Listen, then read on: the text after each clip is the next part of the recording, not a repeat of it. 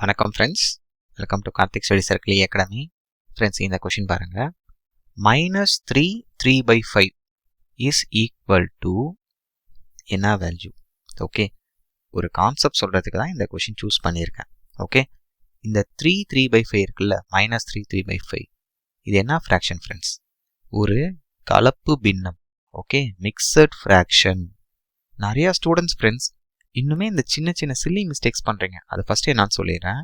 So -3 3/5னா -3 × 3/5 நினச்சிக்கிறீங்க. This is wrong. அப்புறம் இன்னும் என்ன ஒரு மிஸ்டேக் பண்ணுறீங்கன்னா, வெளியில் மைனஸ் இருக்குல்ல, -3 3/5ன்னு இந்த மைனஸ் வந்து இந்த 3க்கு மட்டும்தான் எடுத்துக்கிறீங்க.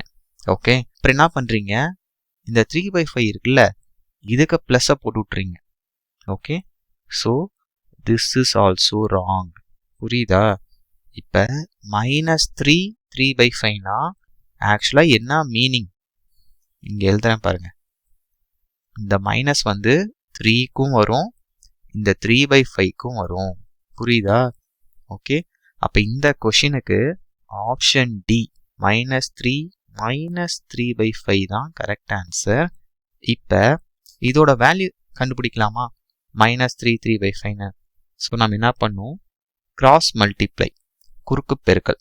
ஸோ இங்கே -3 மட்டும் தானே இருக்குது, என்ன பண்ணுறோம், பை 1 வச்சுக்கோங்க. ஸோ டினாமினேட்டில் 1 வச்சுக்கோங்க. கிராஸ் மல்டிப்ளைன்னு என்னது, இந்த 5ஐ தூக்கிட்டு போய் இந்த 3ஆல் மல்டிபிள் பண்ணுங்க. ஓகே, அப்போ என்ன ஆயிரும், -15 இந்த 1 இந்த 3யோட மல்டிபிள் பண்ணிக்கோங்க.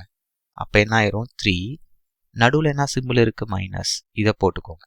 ஓகே, டிவைடட் பை கீழே என்ன நம்பர்ஸ் இருக்குது, 1 5 இருக்கா, இது ரெண்டையும் மல்டிபிள் பண்ணுங்க ஃப்ரெண்ட்ஸ். 1 5s are 5. அப்போ இந்த கொஷினோட ஆன்சர் என்னது, -18/5. கிளியராக இருக்கா ஃப்ரெண்ட்ஸ்? இந்த டவுட்டும் இல்லை இந்த கான்செப்டில். ஸோ சில்லி மிஸ்டேக்ஸ் அவாய்ட் பண்ணிடுங்க. இது ரெண்டுமே தப்பு. ஓகே, இதை வச்சு எல்லாம் வந்து கொஷின்ஸ் கேட்பாங்க, டிஎன்பிஎஸ்சி ஆகட்டும், எந்த எக்ஸாம் ஆகட்டும்.